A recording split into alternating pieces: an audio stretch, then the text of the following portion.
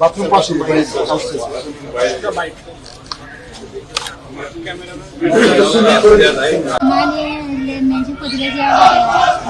তেমন কাজ করে না, স্বামী মারা গেছে। ও কবে মারা গেছে স্বামী? 2018 সালে মারা গেছে। ও তো বাচ্চারা স্কুলে যায়? 6 জন স্কুলে যায়। তুমি কোন ক্লাসে পড়ো? এসএসসি পরীক্ষা দিই। এসএসসি পরীক্ষা দিয়েছো না দীপা? দিয়েছি, চলমান আছে। ও চলমান না, এইচএসসি। আচ্ছা আচ্ছা, তুমি এসএসসি পরীক্ষা দিয়েছি। দিয়েছো? এই 10 তারিখে রেজাল্ট দিবে। আচ্ছা, তুমি ক্লাস 9 এ। তুমি কোন ক্লাসে পড়ো?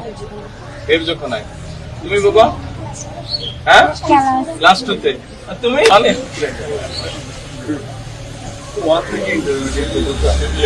আপনি কাজ না করলে বাচ্চাদেরকে কিভাবে কি করেন?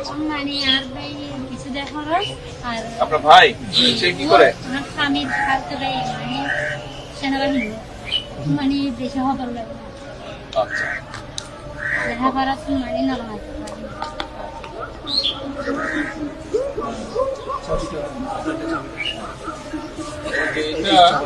এটা চাবি, এটা আপনার এই যে ঘরের চাবি। হ্যাঁ, এটা আপনার ঘরের চাবি।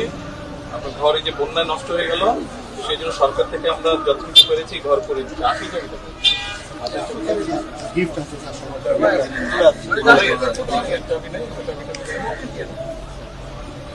এটা তো চাবি না, এটা তো ঠিক আছে।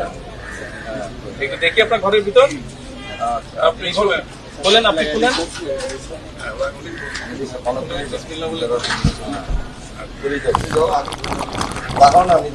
এখানে সবাই মিলে থাকতে পারবেন?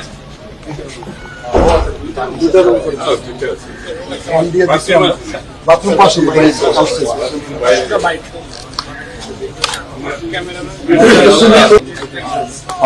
আসেন, আপনি আসেন। আসেন বোন, এদিকে আসেন বোন, তোমরা আসো।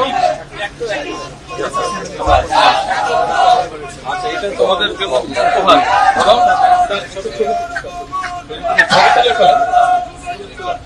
এটা সবার জন্য।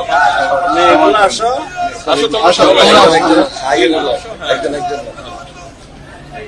হাঁস মুরগি আছে, হাঁস মুরগি পালতে পারেন? হ্যাঁ, এটা বেড়া দিয়ে দিচ্ছে, বাক্স বানায় দিছে। ওই যে বাক্স বানায় দিচ্ছে, আদর্শ বাড়ি।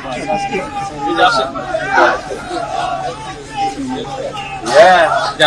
ওরা ওই যে চল্লিশ সাল মরে যাবি সাইজন মানে সাহল দিতে না বুঝি বুঝছে না সাইন মধ্যে পুরা আরামে মরে যাবি। ওই যে আসেন। তারপর সে চিনের চালে আর চাকরি মানে না করা গড় কেন আজ ইন্টারমিডিয়েট পাস করার পাপা খবর লইও পাস করলে জরুরি অবশ্যই। পড়ালেখা শেষ করো, তারপরে চাকরির ব্যবস্থা হবে। এখন তো কোথায় চাকরি করবো? তাই না? এখন তো বালা করে রেজাল্ট করো ও সব এগুলা পালতে পারবেন? হ্যাঁ, সেটা আমি তো জানি, বুঝি তো। এতগুলো বাচ্চা চলতে তো কষ্ট হবে। ঠিক আছে। আর এই যে এখানে 15,000 টাকা আছে। হ্যাঁ, এই টাকাটা দেখেন যেটা প্রয়োজনীয় পরিবারের জন্য, সেই সাইবিয়া সামনে হাসনা পাবেন পাবেন সরকারি খবর নেই না ছিল না পাপ্পাকে চেনো?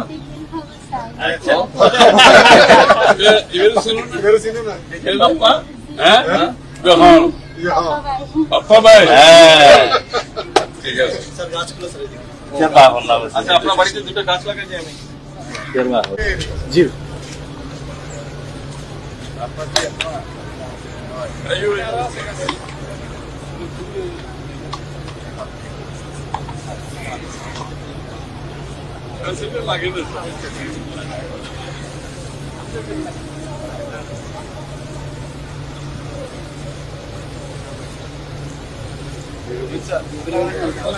লাগাও, এখানে আর আছে, লাগাইতে পারেন।